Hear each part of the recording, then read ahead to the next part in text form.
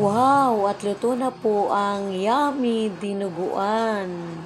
Hey guys, magluluto ako ng dinuguan. Ilagyan ko nga pala ng asin para malasa bago iluto at ibababad ko ito ng 10 segundo. Oil, garlic or bawang, onion or sibuyas. Kailangan mahina lang ang apoy. Yan. Kapag golden brown na yan, pwede nang lagyan ng tubig. Kaya natin siya lalagyan ng tubig para siya ay ating palambutin. Additional salt. Pag malambot na ang karne, ilagay na ang papaya. At lagyan ng paminta. Lagyan ng siling green at kayo na ang bahalang maglagay ng seasoning o kahit na anong pampalasa.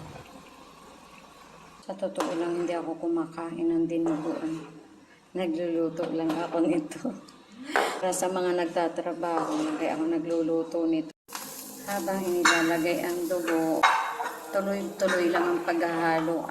Kasi nga pag hindi ito tuloy-tuloy ang paghahalo, mabubuo yung dugo. Kailangan ay tuloy-tuloy lang ang paghahalo. Lalagyan natin ng suka para masarap. At para malapot ang dinuguan, lagyan natin ng cornstarch or cassava. At yan na po, luto na ang dinuguan.